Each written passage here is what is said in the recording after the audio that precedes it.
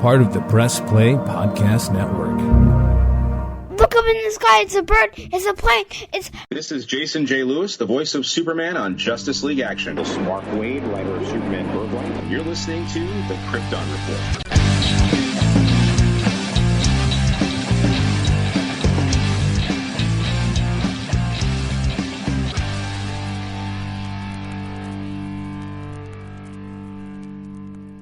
And we're back. That's right. The Krypton Report is back. Not like we've been gone, but I just thought it'd be fun to start off with "And we're back." I am your host, Tyler, and thank you for coming to the Krypton Report. I am the Superman of Blue, the man of tomorrow, and with me is the Superman of Red, the man with a beard, the man who knows, who has never been defeated by a sandwich, James Cole. Never been defeated by a sandwich. Oh, that's funny. I was going to say, and we're back from your extended break, such as life. It feels like we've been gone. They're like, you guys, it's only been a week and like half, whatever. But nah, I don't know. I can't keep track of time anymore. So what's up, man? Oh, just trying to enjoy the last bit of the extra day I have off before going back to work. Yeah, what better way than to spend it with me and good old Krypton reporting. Happy Labor Day. Yes, sir. When this drops, Labor Day will have been over. But we got some cool things to chat about, and yeah, I have no news. Seems like. Other than the only thing I have news-wise as a clip was I read a post today that was from Peter Safran saying that Batgirl was not releasable. And I was like, what does that mean? Because you released The Flash. And we saw how people reacted to that. Like, so, like, what does it mean? Like, it just wasn't there yet? Or when they axed it, like you couldn't release it where it's at. You know what I'm saying? Yeah. I say just release it. Edit it down to like a half-hour special. And there you go. But we got comics, some more Ruby Spears, and the season 1 finale of My Adventures with Superman.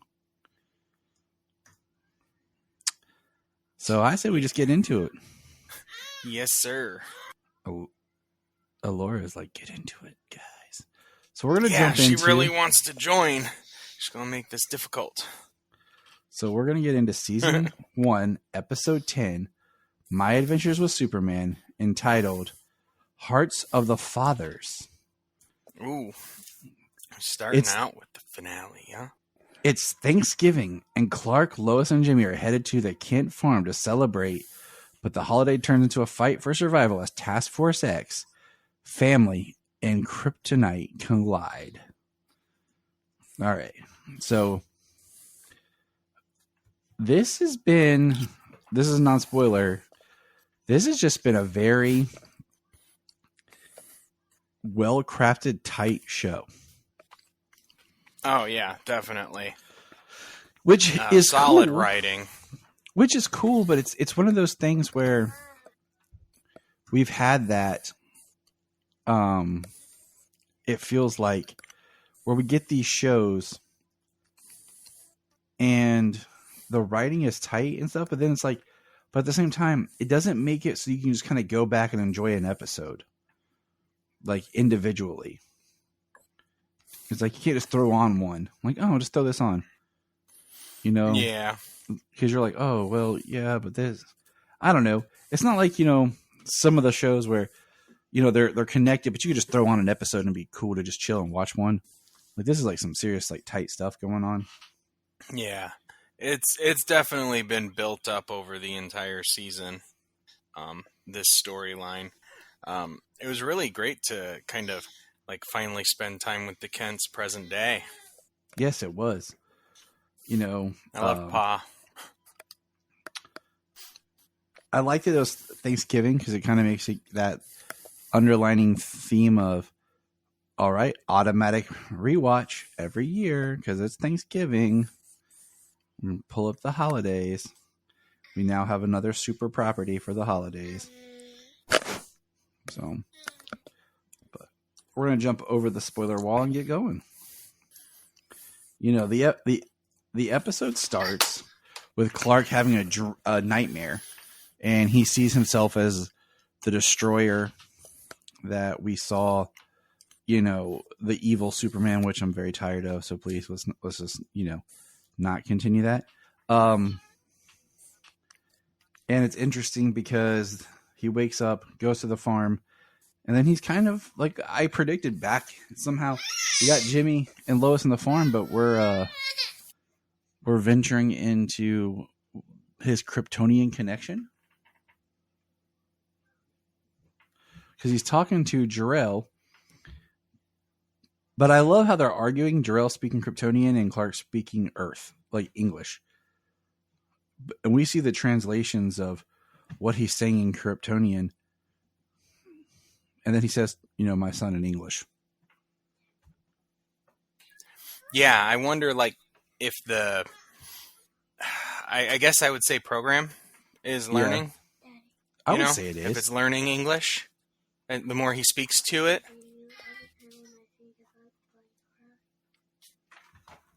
So, I mean, I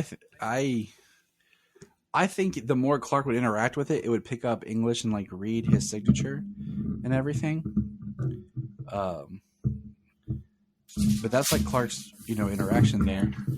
Yeah, so. I don't know. I mean, the way that some of these things, the way that some of the show seems to be thought through, like how tight it is, kind of makes me think that it would be more the idea like that the computer would be designed to learn any language that Clark were to grow up learning on the planet that he goes to.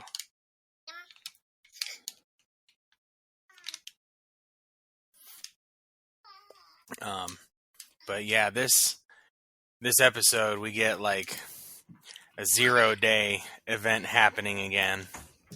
We see the kaiju shell of Parasite still in Metropolis. That was kind of weird because you would have thought Superman would have like flown that out of there, but he didn't. You know, Clark gets Lois. It's kind of government property. I know, but they just left it there in the middle of the city. You know, nobody's hauling it away. Just be the guy with the office inside the T-Rex head. He wants, you know, Lois and Jimmy to help him find the general, and they're gonna do it. You know, they don't want Clark. The three of them don't.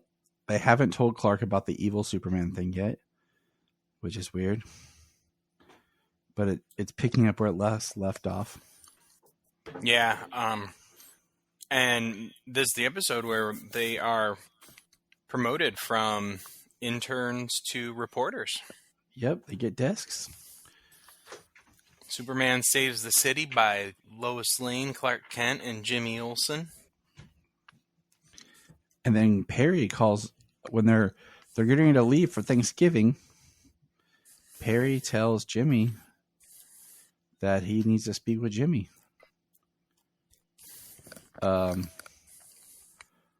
He needs to speak with him after everybody leaves. What did you think was going to happen? You know what? Honestly, I didn't consider what was going to happen. I just was sitting back waiting to find out what did happen. See, Ronnie Troop gives Lois a nameplate. Clark gets a hug and kiss from Kat. Future award-winning journalist.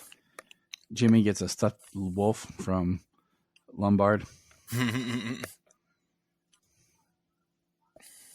I love that in this episode, you know, speaking of Jimmy, that anytime he says Flamebird, it's been a running gag the entire show. Every time Flamebird comes up, even when it's just said just like Flamebird, it goes, hurrah!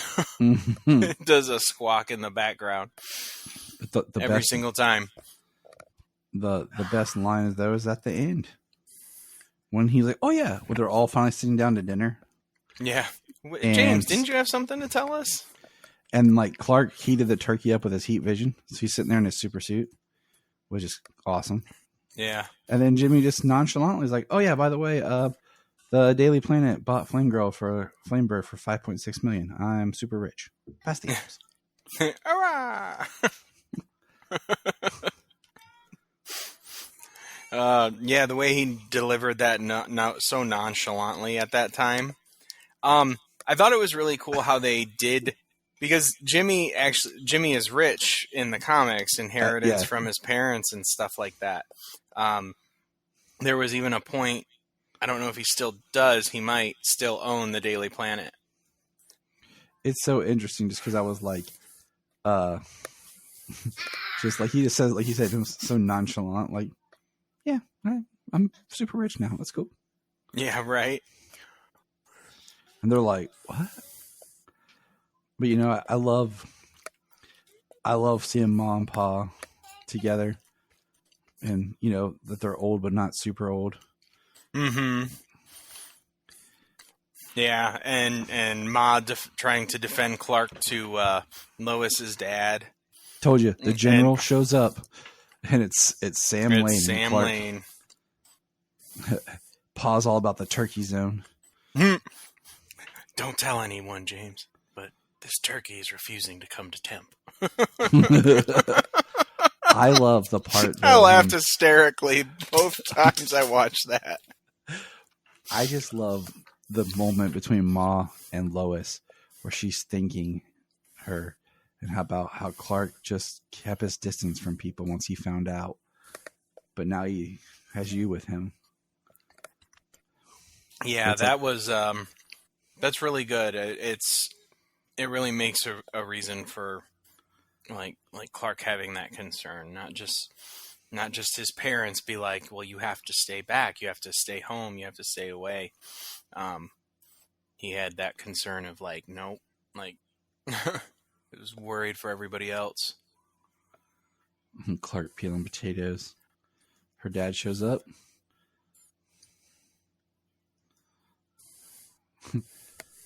And just the awkward, the tradition, like Sam, you know,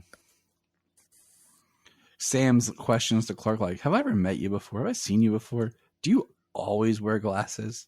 Right. And that was pretty close. Like, And how everybody pulls Jimmy aside to talk to him and tell him something. yeah. And he's The like, dad is the general. I hate Lois's dad. and Jimmy's like, thank you for my emotional maturity. And we see that Jimmy has Lois's bag, and the device falls out, and we see how Clark reacts to kryptonite. And with the kryptonite, because the kryptonite's actually there, it causes the Kryptonian tech that's built there to react. Yeah, to like go into a defense mode. And Sam, of course, radios in, pulls out the gun that he has to kill Superman.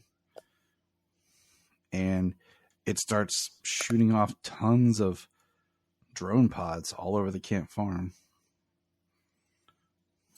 Yep, all the same Kryptonian drones that we saw in Zero Day. The Brainiac symbol on them. Yep. Solomon caught that this time. He was like, it's the Brainiac symbol. And we got the red skies. And Clark we see that Jimmy uses the kryptonite against the device, the machines. We also see that it opens another one of those like portals. There's a giant armada looking ship ready to come in. Like, somehow Sam's gun goes from being a pistol to like being a shotgun. Did you notice that? Like he pulls it out. It's like a one-handed pistol, and then like we get another shot later, and it's a two-handed like cannon. Right? Yeah, it did look like it increased in size. So Clark takes the kryptonite to the ship to fight it, and he uses heat vision, messes some junk up. He fights along with his father. That's what's awesome. Yeah. The hard light hologram of Jor-El fighting through the machines, and basically, he uses the kryptonite. It infects him as well. What I think is interesting when we see that the kryptonite poisoning starts growing like crystallization on his skin. Yeah. Yeah, when he's holding on to it. Which that was interesting. I like it. Like the thing that I liked about his first reaction, sorry to cut you off, but the thing I like about his first reaction to kryptonite here is very much like it incapacitates him. Kind of like almost like they did with Lois and Clark back in the day, the first time a little piece of home. And he comes into contact with kryptonite. It knocks him out, like makes him sick. He loses his powers. Like, I mean, in this, it's like really intense and really fast and hard. But, his first time coming into contact with him, put him down. The crystallization kind of just makes me think of Doomsday, like why he grows like the bone and everything on him, like. It's something about their DNA being messed with. Interesting. He passes out and then wakes up and, it's Jor-El standing over him. Yeah, and I like that where he says, I had to stop your invasion. And, I think Jor-El is like, I don't think that's, that's not what's really happening. But at this point, there's not a full communication. But he's like, "Live, son," and sends him back to Earth. The portal closes and it cuts off the tip of the invading ship. Yeah, it just hangs out. But like Clark's what I'm going to call his ship, his Fortress of Solitude is kind of what it was. Right. Is gone. Like it blew up in the space. So will we ever see Jor-El again? Don't know. Yeah, I just wonder if any of that Kryptonian ship, any of that metal, will grow and replicate again. Yeah, we got the big one laying there, and then what happened to the metal in the pod that he was sent to Earth on? I mean, when he crash landed, it looked like it was just in pieces. Exactly. It disappears. I mean, pretty much, yeah. I mean, he's more durable than the ship. And then there Lois stands in front of her dad and stops him from shooting Clark. Yeah, but he just calls in a false alarm. Yeah. Like, you call in a friggin' Nemesis Omega, like, 0 days happening again, alien invasion, like, false alarm. Like, uh-huh. And the turkey never got to temp. Yeah. That was so funny. I loved him sitting Indian style in front of the oven, just watching it. It's like a watched pot never boils, Your watched turkey never pops to temp.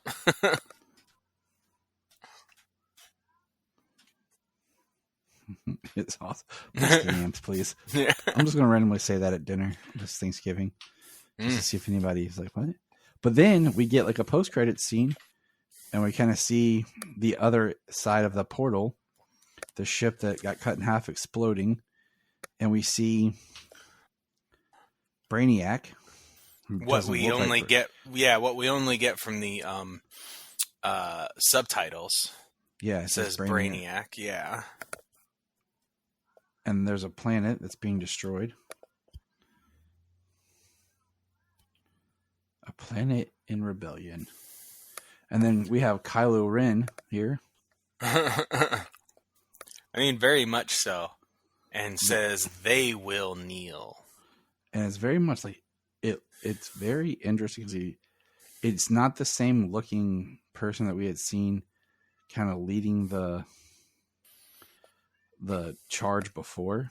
Mm-hmm. You know, in the first kind of flashback of Zero Day or whatever. This one looks more like it's more like in a suit. But yeah, he straight up sounds like Kylo Ren. But I mean, he was in a suit before, but it was a little more form-fitting, a little more, you know, like humanoid looking. This one had a different look to it.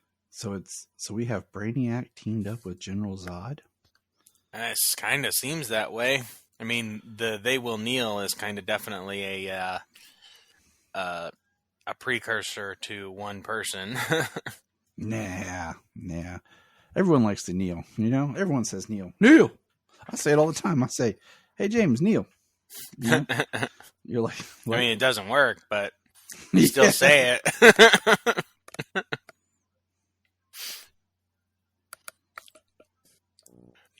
But I really enjoyed this first season. We know sometime, hopefully next year, we'll get season 2.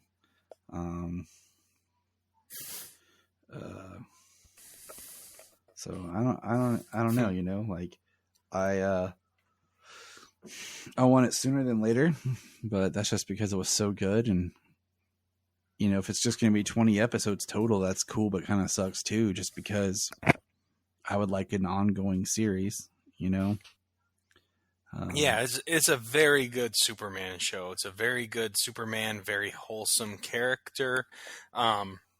You know, you love the supporting cast. You love this Lois and Jimmy, and everybody they come into contact with. You know, they do, especially the family, and it's just really good. And it's so well written. It's very well written, nice and tight. Like you said.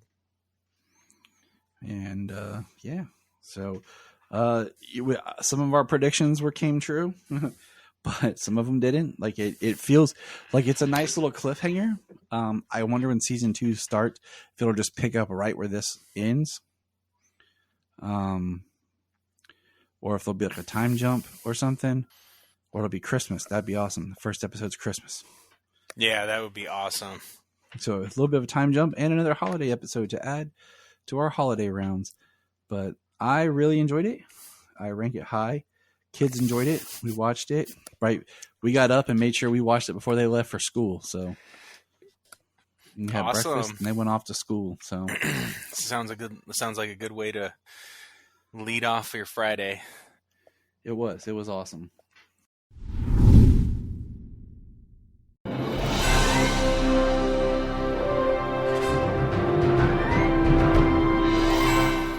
What's up, everybody? Chase Smith here from the Chase Smith Podcast and Cavs on the Break NBA Podcast. And I'm JD, host of the Hyman Podcast, part of the Press Play Podcast Network, and we are super excited to bring you a brand new show starting next Tuesday, the Fanfare Podcast. The Fanfare Podcast is all about your favorite movies and our favorite movies and the best moments in cinema. To help guide our discussion, each episode will feature one classic, and we will grade this movie using a report card-like scale A through F. We're going to be grading categories like acting, directing, cinematography, the score, and even the movie poster itself. And when we're not featuring a movie report card, we'll be sharing our movie rankings, franchise deep dives, actor and director interviews, and everything in between. Movies have been a major part of our lives, and we cannot wait to share our thoughts with you. Our premiere episode will drop Tuesday, June 27th, and JD and I will be reviewing Raiders of the Lost Ark in preparation of the release of Indiana Jones and the Dial of Destiny on June 30th, the 5th installment of the franchise. Join us on the Fanfare Podcast, available on Apple Podcasts or wherever you listen to your podcast. Hello, Brooks here with the Books with Brooks monthly book club podcast. Here's how Books with Brooks works. We read one book a month, and then we talk about it. Classics like Stephen King's The Shining, debut novels like We Are the Brennans by Tracy Lang, and tons of other compelling, life-changing stories, one book and 1 month at a time. So come read along with us, and then listen in. Here at Krypton Report, we believe in the power of podcasting, the power of speaking your voice and speaking something that comes from you. So here's a couple of podcasts you can check out with people sharing their voice. I am Brian Peters, the creator and host of Gravely Amusing. For the past 30 years, I've studied the history of gods and monsters in pop culture and our world. As a student of theology and history, I've tried to understand evil and its impact on us. As a writer, I've tried to share this knowledge. As a comedian, I've tried to make people laugh as I do it. But as a man-child, I'm still that scared 7-year-old boy. Join me as I share the history of horror and sci-fi, discuss classic and modern pop culture, and share a creepy story or two. This podcast may scare you, it may horrify you, or it may leave you gravely amused. Listen to Gravely Amusing on Apple Podcasts, Spotify, iHeartRadio, and wherever podcasts are found. Follow us on Twitter at gravely_amusing or on TikTok at gravely amusing. Hi, I'm Taria Maynard, and this is my co-host, Jania Patrick. We're a couple of sisters in Central Ohio who created a podcast. Our podcast is called The Confessing Heretics. The basic premise of the podcast right now, as we see it, is we're going to talk to you guys about our stories in religion, would you say? This podcast is about sharing our truths, our religious traumas, and our histories. We'd love for you to join us on our journeys as we talk about our pasts and discover more about ourselves along the way. We will be featured on Facebook, Instagram, TikTok, and YouTube. Just look for The Confessing Heretics. We have a $1 Patreon. Yes, I know everyone asks for money, but our $1 Patreon each month gets you commentary tracks for releasing movies, DC movies. It gets you my Requel series where I pitch ideas about movie sequels, prequels, or whatever. It also gets special bonus episodes of whatever else some of the friends of the network chime in and drop. So check that out for $1 a month. That's all we ask. Keep it cheap, keep it simple, and help us keep going. Check out the link in the show notes or Patreon Krypton Report. Follow the link in the link tree or in the show notes below, patreon.com/Krypton Report. This is Dan Jurgens, and if you want to have a good time, keep listening to the Krypton Report. All right. Now we're going to talk a little bit Ruby Spears. We're making our way through the final stretch here, and let's chat it up. We got episode 8, which when this was a surprise. The title is Superman and Wonder Woman versus the Sorcerer of Time and the Birthday Party. Superman teams up with Wonder Woman to stop the Siren from getting the Globe of Darkness in a Superman and Wonder Woman versus the Sorcerer of Time.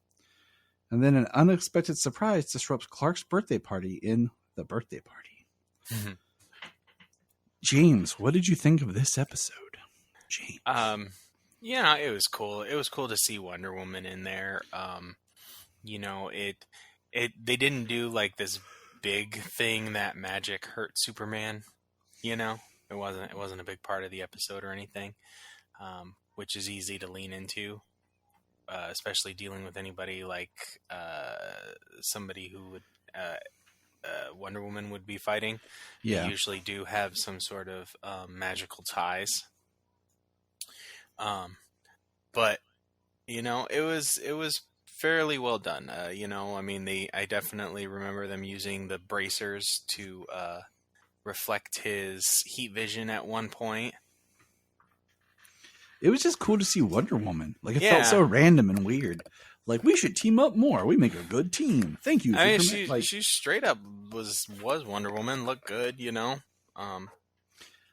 James was like, oh, yeah, hey. Well, I mean, nothing out of the ordinary. They didn't try to make her look different or give her any new sort of outfit or design or anything. Yeah, they're just like, it's just Wonder Woman. Yeah. But this time, they hadn't got into, like, branding. Like, that's what it looks like in the comics. That's what it looks like here. Right. Well, she's flying. No invisible jet. That was she's cool. Flying off with Superman. I like it. I like how we see her mom introduce. She's like, the Protector, Wonder Woman. Right. I'm like, okay, that's cool. You call your own daughter Wonder Woman. That's sweet. Yeah, they had the woman for Hippolyta in there for like an hour and a half, and they got her all of her lines.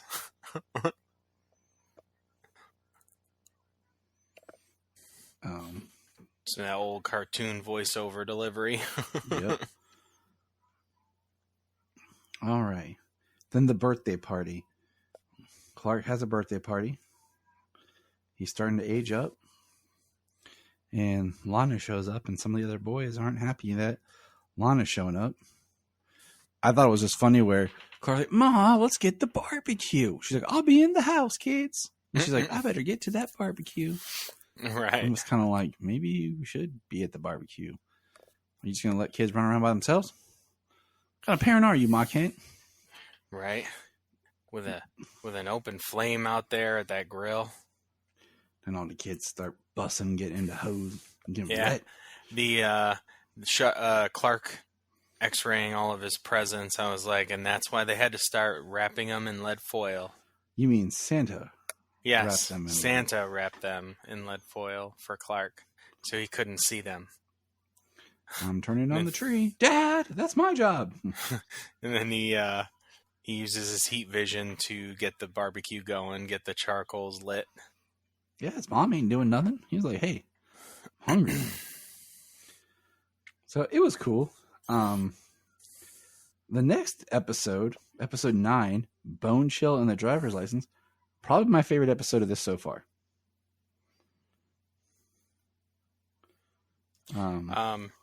This is the episode, so I'm pretty sure I watched 7, 8, and 9. Okay, you didn't watch 8, 9, and 10? No, I'm pretty sure I watched 7, 8, and 9 because I thought the Wonder Woman was the second episode that I watched. Because, yeah, we were doing 8 through... We were starting with 8, so... Oh, I looked at 7. I was like, I don't recognize this one. The hunter, General Zod, and them sending out that hunter to go after Superman from the Phantom Zone. Yeah, because we talked about that one, because that's the only one that has okay. Faye Aura and Ursa in it. Ah, yeah. But Bone Chill and the Driver's License. Bone Chill, bookstore owner, Chilton Bone, steals an ancient medallion to turn himself into a Bone Chill and brings mummies and other scary creatures to life to battle Superman. Pa Kent tries to teach young Clark how to drive. I like this episode. It has a lower score on IMDb, but I thought Bone Chill was a cool villain, and like he brought all kinds of creatures to life. I thought was neat. He looked kind of creepy with like a skeleton bone mask, and I was like, did he ever appear in anything else Superman related? Do you know? Oh, did he? No. Do I know? No, I don't know. And did you find something? I really like this episode. I'm about to watch it again because like this episode to me, I was like, this is a very if you want to throw on something kind of Halloweeny or I was gonna say it looks like it fits into your spooky season. I was like some spooky watching like this, and then the next episode, which James didn't watch, fit very well. But yeah, I was watching like, this is cool. Let's see. I was gonna say it looked like mummies or something from the thumbnail. Yeah, he had mummies. He had the Wolfman. Oh, really? And yeah. So, did you not watch this one? No, I didn't watch this one, unfortunately. So, did you watch 6, 7, 8? No, I watched 7. Because if you watch 7, this is number 9.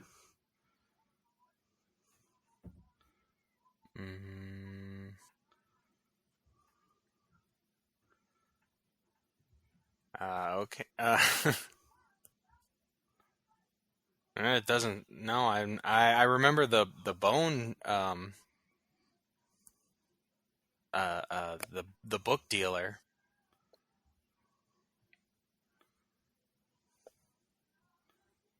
Okay. No, because I could have swore I watched 6 already. Thought 7 was the hunter, 8 was Wonder Woman. Yeah, and Bone Chill was was 9.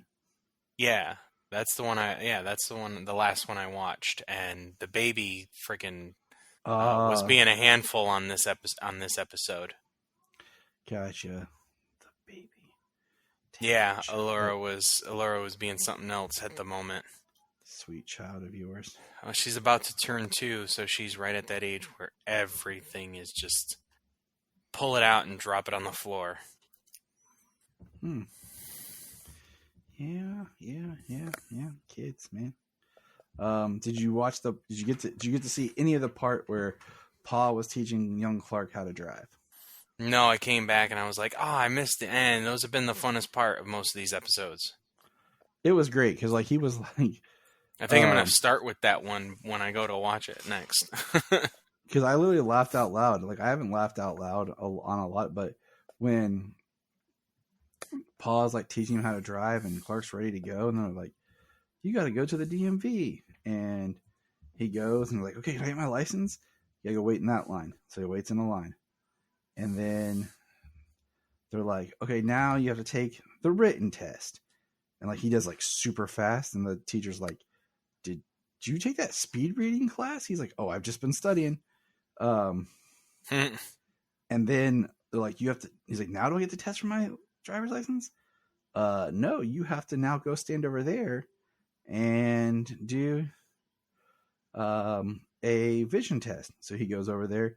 The lady's like, "Read the smallest line." He reads, "Made in blah blah blah blah blah." She's like, "What?" He's like, "Yeah, they're at the bottom." They're like, "Oh my gosh!" And then like That's he hilarious. does the driving test, and they're like, "If everyone drove like your son, the world would be a better place. There'd be no need for like anything." It was probably, like I said, I laughed when he did the vision test. I was like, "Yeah, that was just funny." So it was a great, like I said, it's probably my favorite episode so far. And I definitely, that's probably if I had to recommend one. Yeah. I recommend that one. So it's probably my favorite just because of just, I don't know, the flavor, the feel. Right. Didn't feel as cheesy. So, Well, no, I'm gonna rewatch that one and watch the rest of them. So, all right. Well, let's move on and get some comics. James, what you got on the comic front? comics. Well, we got a lot of comics this week. Yeah, we do. Yeah. I mean, we can start with Steelworks. I think that's the oldest one we got. Yep, bring it up. Yep. All I know is if I write Superman comics, I'm bringing Bone Chill back. This homeboy needs to come back.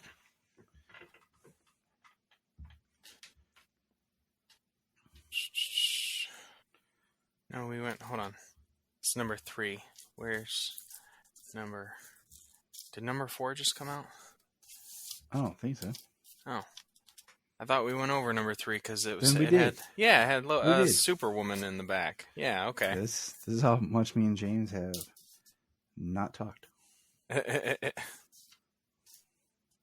All right.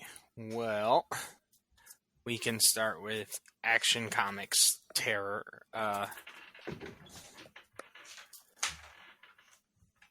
Action Night Terror. Night Action Terror Comics. Action Comics number 2.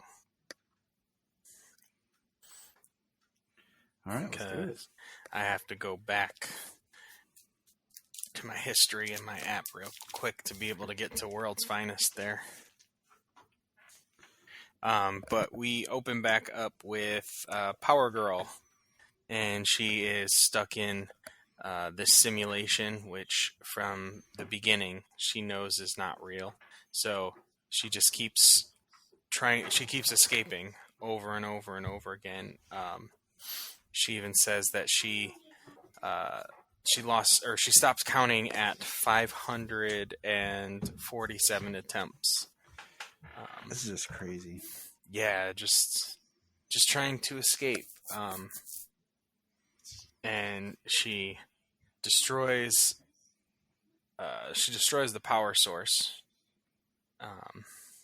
And she wakes up, and seems she wakes up back in her apartment.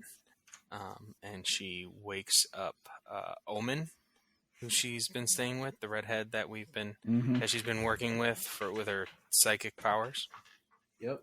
Power Girl takes a shower and she opens the window to find the sky is purple and swirling and storming, and they're still trapped in a nightmare. Whether they're awake in the real world and this is what's happening, that might be the case. Night Terrors End. To be continued. Night Terrors End. Night Terrors, Night's End. And then we've got some sort of robotic device attaching itself to a person. Probably something from that simulation.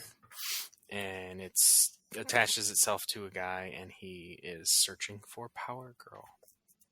And then we go back to the twins and Natasha and Connor and Keenan, all in Crypto. They're all fighting. It's just a big out battle. It's just a big all-out battle with Cyborg Superman. There's a lot going on, just a lot of fighting. Keenan breaks free and snatches Natasha and the twins. They go flying away, and Cyborg catches them real fast, takes them down. They appear to be on Warworld, and they're all fighting the Warzone and all of the elite that went to Warworld with them, saying that they all died, that they all their bodies were fed the great worms, and so during all the fighting, it seems like Natasha and Keenan and everybody is taken down, and it's the twins who are fighting Cyborg Superman, and the fire of Olgrun kind of seems to show itself in the nightmare scenario, where his saying that his sister is afraid of him, that he's not who he is anymore because he died and was brought back, and like chained to Mongol. They can't get loose of their chains from Warworld. But this is also Cyborg Superman's nightmare, and he has a nightmare that his wife, who died, was terrified of him, that she died just to get away from him. And the twins figure that it's his nightmare as well, so they are able to fight back against Cyborg Superman, and he is taken by his nightmares. And the twins wake up, and you've got everybody back to normal, talking to each other, and is it over? I'm afraid this is a long way from over.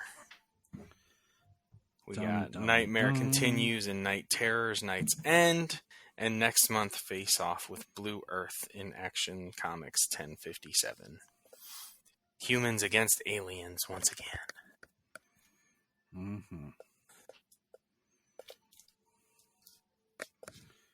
What do you think of this book? It's a pretty quick read, especially the beginning. Most of the stuff that happened with Power Girl. I'm liking that Action Comics is more about members of the family and not Superman. It's less about Superman, less about Connor, because they have their own books. I meant Jonathan, not Connor.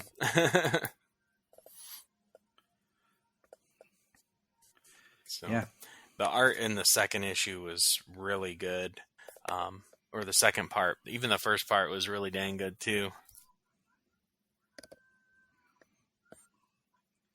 I felt it was just like, it had that nice, just walking the line with creepiness and uneasiness in her story. So I was digging it. Yeah. Like out of a lot of the night terrors, some are interesting, some are pretty cool, and some are just like, Yeah, it's been a very hit and miss.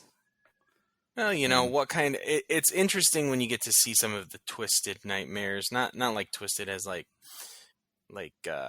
creepy or anything, but like what would this particular character consider a nightmare? Mm-hmm. And that's why a good number of them are interesting. Yeah, I agree. All right, sounds good. James bringing it up. Okay, what's next on the docket today? Well, seeing as my Wi-Fi is being a pain in the butt, I can't seem to load up my app. So, do you want to do Action Comics Presents Doomsday Special? Sure. And save Dark Knights of Steel for last? Yep. All right. I'm gonna be honest. Doomsday Special was not as cool as I had hoped. No? It was cool, but it wasn't. I don't know. It was different than what I thought it was going to be. Yeah. So it was more like a dark, as in like the dark magic realm style comics than, but it's basically starts off with seeing Doomsday and it's Kara having a nightmare, and we find out that the nightmare she's having is actually being like projected to her from J'onn J'onzz, and then they basically who's like receiving it from like residual Doomsday psychic connection. Yeah, and then basically they're transported to hell by the devil. Mm-hmm. Like a special hell that Doomsday's there, becoming stronger, and is tearing up things, and is actually getting to where the Lords of Hell are worried. And the devil basically wants Kara to fight Doomsday with special armor that he has created. Yeah, it's interesting because it's a realm based on belief. Right. So like belief is king. So whatever is to be believed is what exists, what is truth.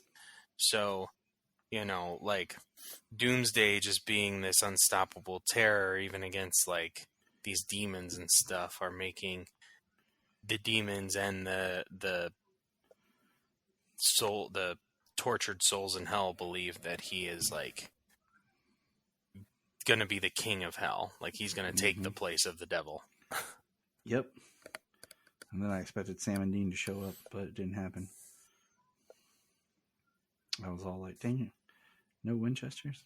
But we got Supergirl and Martian Manhunter fighting Doomsday, and she puts on this this armor and fights him, and then he's breaking three. Like if he can get to this like psychic door, basically he can go back to the real world. And Martian Manhunter basically calls up every soul with any kind of little bits of hope in hell, and they all just pile themselves in front of the door to stop Doomsday. And then the devil sends Kara and John back, and Doomsday's just down there punching, and it says the beginning, Doomsday story continues in the pages of Superman and Action Comics. And I was just kind of like, okay.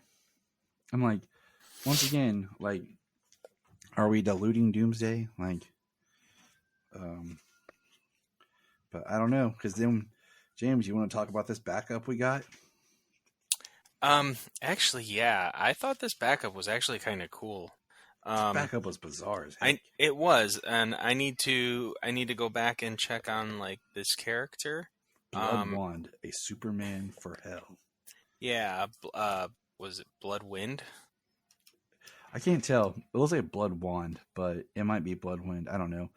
The font, like Once you get to the W. Yeah, it's WYND. ND. That's what Okay. I thought. Okay, Yeah. because it kind of looks like an A the way the Y. Yeah. Okay. Bloodwind with an I. Yeah. It runs the Y, A, and D. It just kind of it's weird looking. And it's got a little line across the middle because of the font style, and so it kind of gives it that look.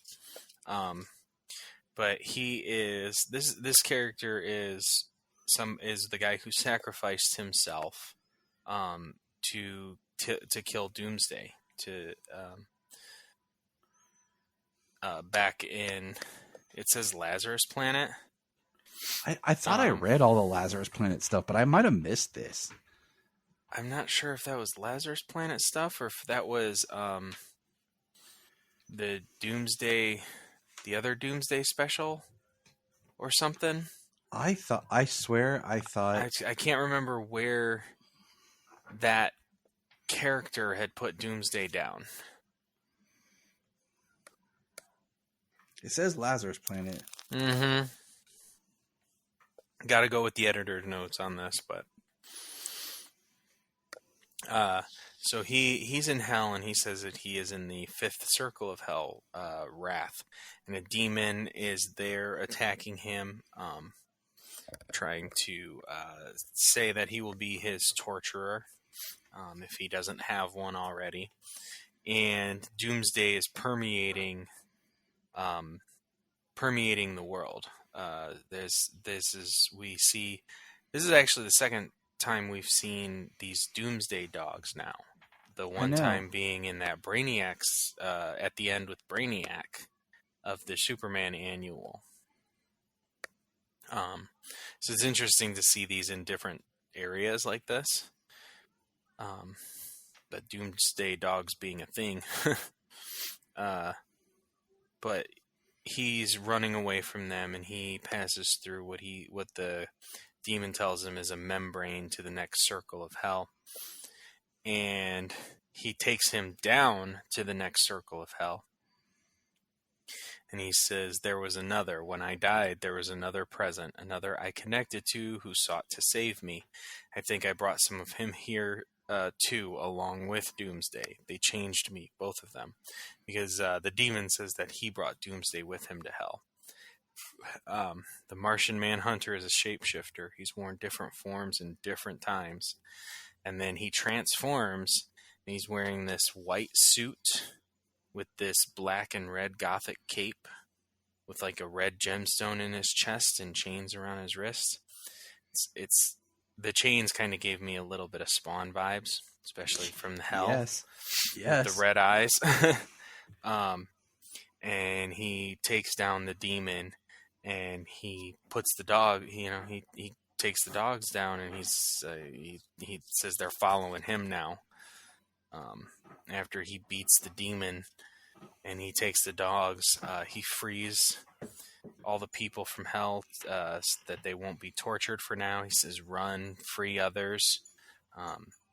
He says he's going deeper into hell to free more people, more souls being tortured.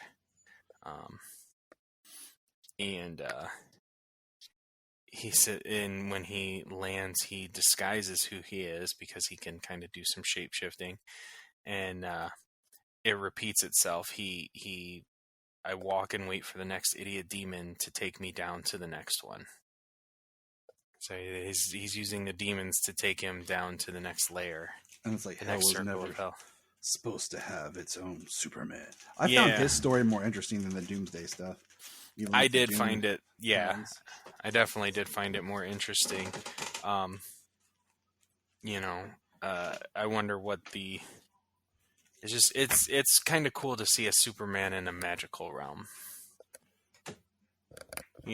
Just another version. I mean, where's we've that been talking? McFarlane? Yeah, right. Definitely need a Bloodwind now. We've been talking about all these different Supermen, all these different characters.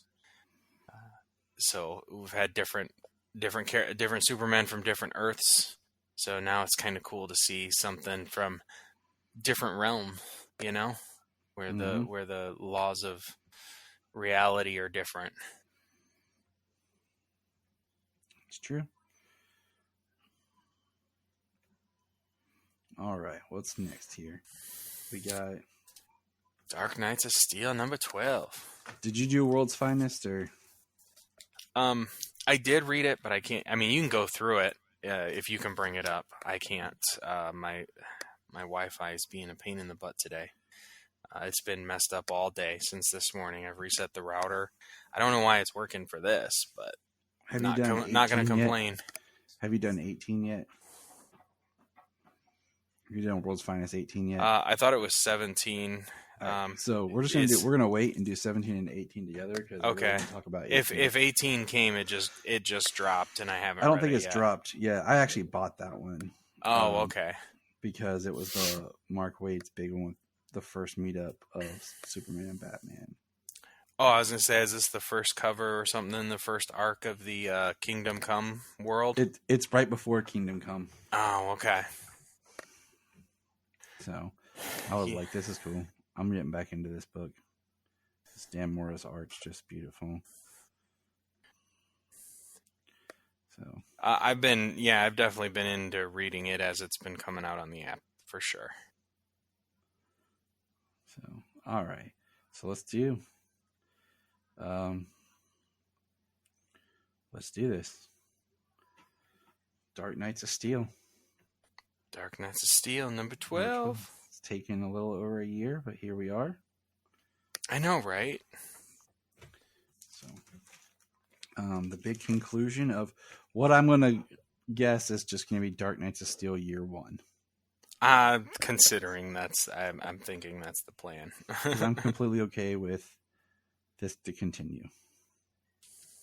Scorched Earth. We start with the White Martian talking to Waller. And then we get where we have a council. We basically have Lois Lane, Constantine, and Harley Quinn with Detective Chimp setting up their plans while we see the battle raging with Captain Cold and all the army of was it Anissa, right? I blanked on which daughter it was. Anissa, yes, I believe. They don't actually say the name. They just call them the Pierces in this issue. Yeah. So. And then we have a great scene of, Martian Manhunter retaking his look of Alfred.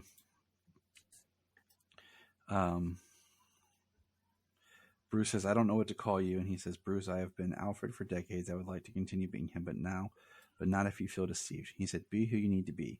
Should I go with you? Where we go, he cannot follow, but I will make them pay for your world, your family. We'll see you soon, Alfred. And you have Superman, Batman, Zala, and Wonder Woman running off to fight. And we have, Nissa battling the White Martian. And then Protex. I can't remember his name, but he gets attacked by Superman. And the battle, continually raging. We see we have the castles being protected by magical shower.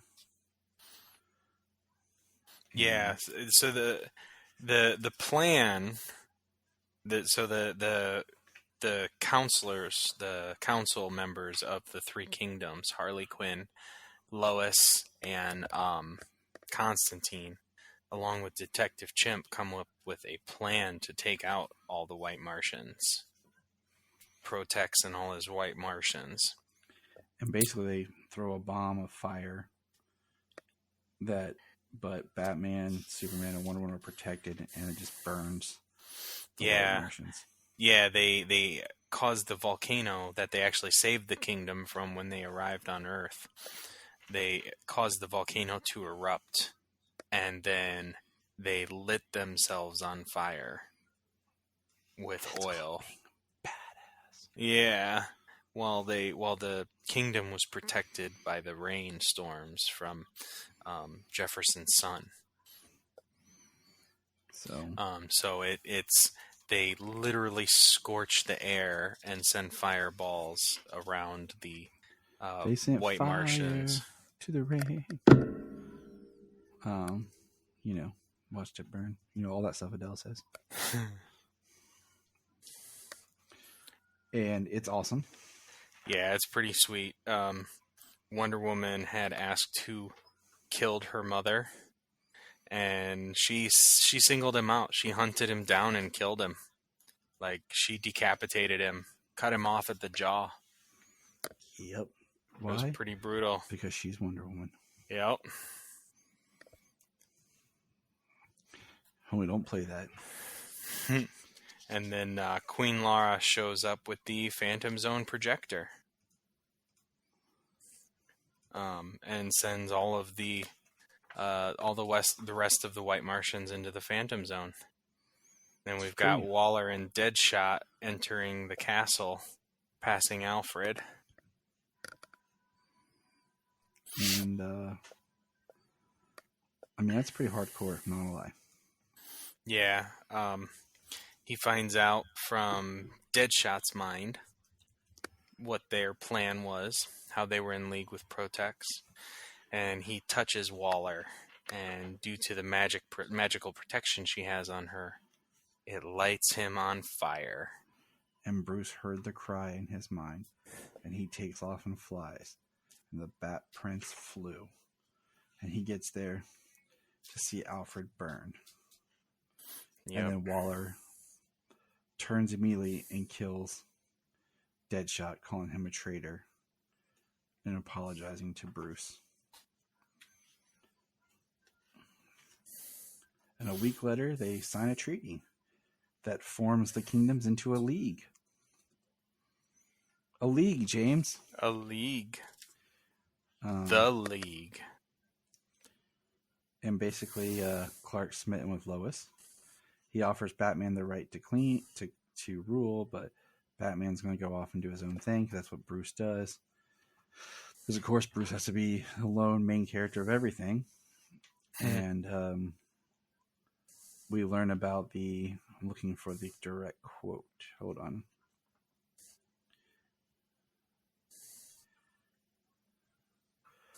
There are others who could see our alliance as a threat. The Lord of the Seas, the Sky Realm, the Jarls of the Frozen Isle. Lord of the Seas, James. Lord of the Seas. I wonder who that could be. So, yeah, their alliance. So, we formed a union. We formed the League. Dum, dum, dum. What a great story, book. And yes, Dark Knights of Steel. We could keep going. Oh, yeah, absolutely. Just like Deceased did, Yeah. And continues to. So, well, Dark Knights of or Deceased seem to have just wrapped up with War of the Undead Gods. Isn't there a new one that they're promoting? That was the last one. I thought there was one coming up. Maybe I'm thinking of the War of the Undead Gods. With Darkseid.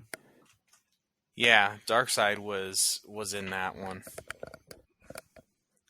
All right. Well, that's all I got for right now. Yeah. Yep, that's all I've got.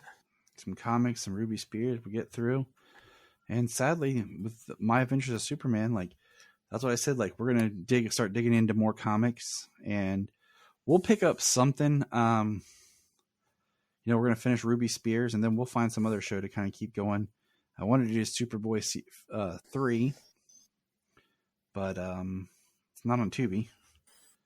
So, right. We'll figure it out. Yeah, there's some other Superman animated stuff out there. When all else fails, we've got Smallville. Yeah, but I feel like Smallville is great, but there's a lot of other Smallville going on right now. Oh yeah, it's had a pretty heavy resurgence right now, and I try to talk with Talkville and always hold on to Smallville. Yeah, I'm trying to don't want to do the same things that other people do. No. We got to find the ones that no one wants to talk about. If we had easier access to like the Filmation Superman cartoons, do that. But all right, good listeners. This is a cool announcement. I will be hosting, if you're in the Cincinnati area of Ohio, I will be hosting a panel there. You can come check me out on the 23rd of this month. So September 23rd? Yep. Excellent. That's what Bill and Ted would say. Totally. All right. And remember, good listeners, James has never lost to a sandwich. Look up in the sky. We just want to say, if you've enjoyed this podcast, please check out other podcasts on the Press Play Podcast Network. If you are like Tyler and James and can't get enough Super Talk, check out these other podcasts. Digging for Kryptonite, Supergirl Radio, The Last Sons of Krypton, The Superboy Legacy Podcast, All-Star Superfans, Superman the Animated Podcast, The Aspiring Kryptonians, Always Hold On to Smallville, The Geek of Steel, and Truth, Justice, and Hope. Remember to check out Krypton Report on all social media platforms. Go to linktree.com/Krypton Report. You find all of our information.